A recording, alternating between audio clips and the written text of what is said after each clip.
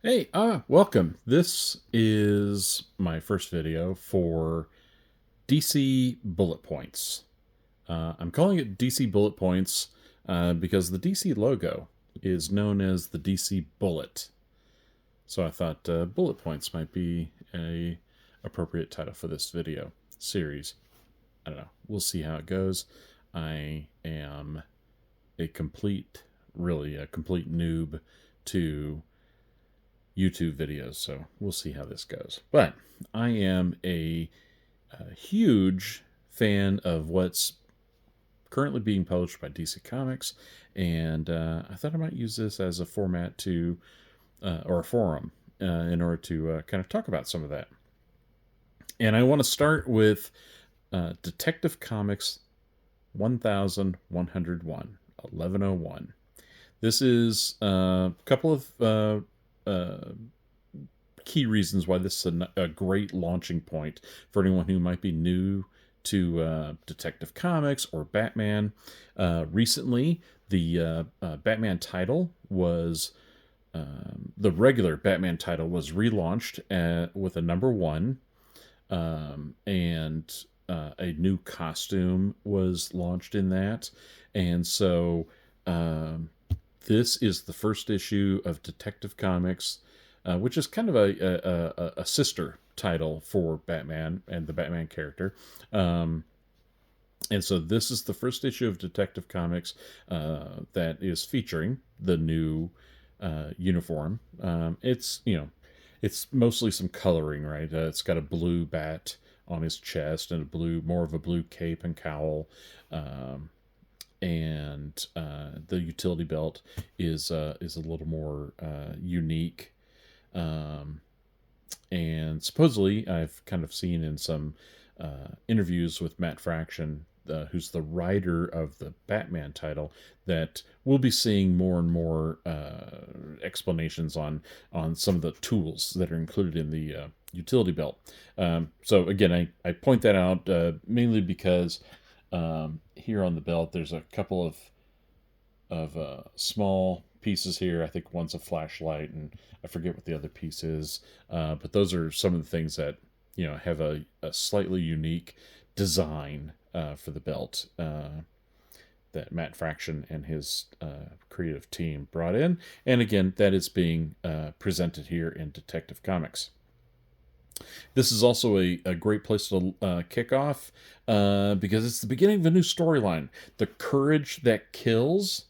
And I was wowed by this. I really, really loved the writing and the art. This is, I think, going to be a very compelling, just engaging and entertaining mystery. And so I think everyone should check it out. So this video, I should say up front, will be spoilers. My plan is to kind of quickly go through the comic and talk about it and my thoughts throughout the story that's presented herein. If you do not want to be spoiled, if this is in your reading stack and you have not read it yet, stop the video, go read the issue, and then come back and we can talk and see if we have similar thoughts. But here are my thoughts on The Courage That Kills. So The Courage That Kills, first off, I want to just kind of flick to, I remember the credits, I believe, are at the very back. Yeah. So The Courage That Kills, this is part one, written by Tom Taylor. Mikhail Yanin, I believe, is the artist. And I mean, this is a full on artist. I mean, he's doing the pencils, the inks, the colors. He did the cover art, everything. And Wes Abbott is his embellisher with the letters. So we'll come back to the last page. So The Courage That Kills. It opens up, and it is a flashback. As we can see up in the corner here, it says then. So it's an undetermined time in the past. I'm going to guess 20 to 25 years in the past.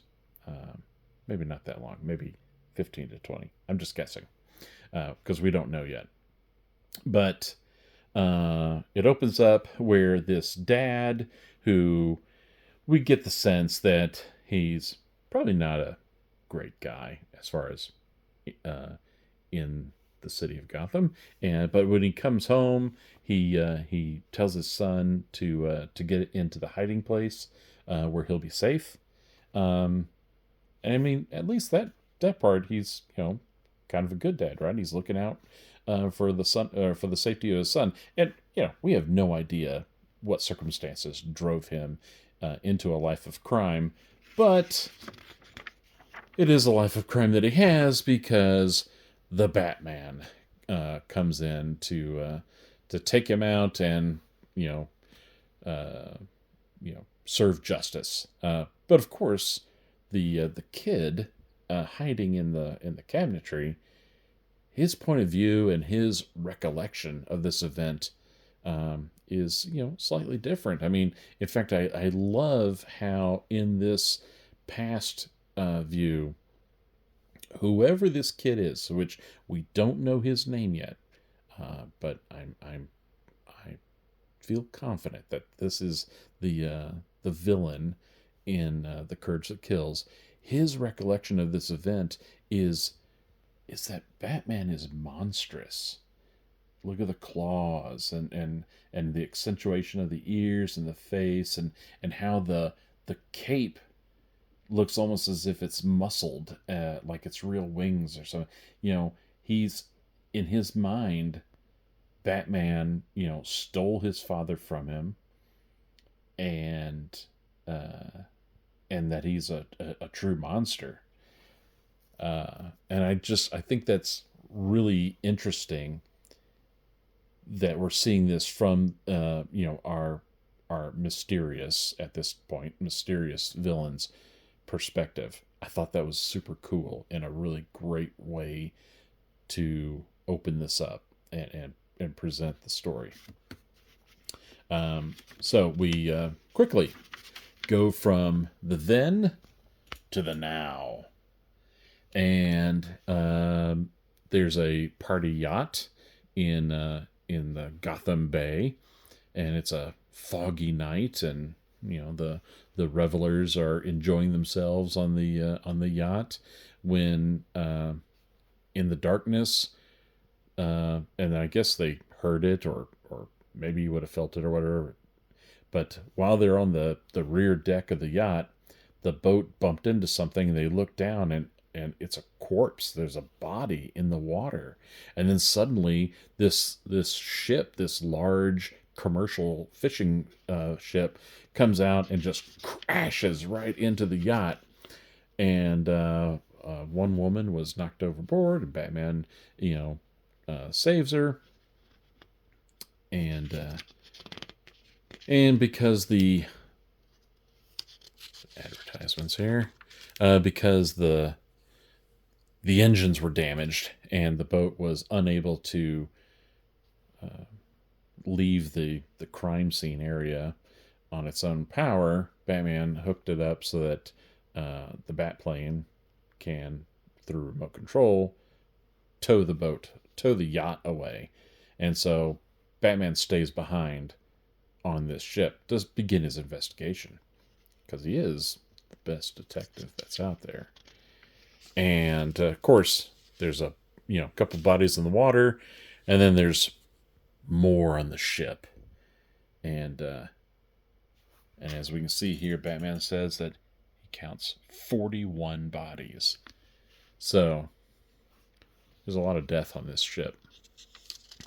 One of the things that I really like about this story and about the use of Batman in general is Batman knows when to call in experts. He knows, that he has his Bat family for a reason, right? They each have their own expertise, and he'd be a fool not to call in and leverage those expertise. So we can see that Batman calls in uh, Oracle. Oracle patches in through the eye lenses of the cowl, and she's able to see what he sees, but she's also able to kind of look around even more, where Batman's pupils may not be pointing. She's not dependent upon where his pupils are pointing. It's the entire lens. So she has a pretty nice panoramic view of what he sees, and she can point things out. And so together, um, they start going through the ship and looking for clues and trying to see what they can find. And they eventually find a survivor, um, who looks like a child to me, but maybe it's just a thin or young person. But I thought it was a child, and it looks like the kid is like playing a video game. Batman could hear the little sound effects from the video game, and so then as soon as Batman catches up to him and finds him, he succumbs to whatever illness that he has. Batman also notes that he has um, lesions and things on his skin, so he's not well. And then he also finds a a message on the wall. Fear will end Gotham. Your courage is coming. The Lion. So I guess that's our villain. All right, that's his handle, his code name, the Lion. Pretty cool. I'm wondering, Lion and Courage. I'm wondering if this is gonna have some kind of Wizard of Oz pull or take to it, kind of a spin on that. Could be cool. Um, But Batman, by seeing all the lesions, and he also noted, kind of breezed past it, but with the other corpses, he noticed that some of the corpses had lesions as well. He also noted that the corpses, none of them, in all of their states of death, um, none of them seem to have taken. None of those people seem to have taken any uh, life-saving or almost involuntary precautions to try and preserve their own life. For example, someone fell or jumped from a upper balcony and had no defensive wounds of like broken arms or things like that, like they were trying to uh, save their own life and lessen the damage from the fall. They just simply fell head first and broke their neck. Or two men died attacking each other, and both men had offensive wounds only. Neither of them had defensive wounds. They weren't trying to prevent injury from their attacker.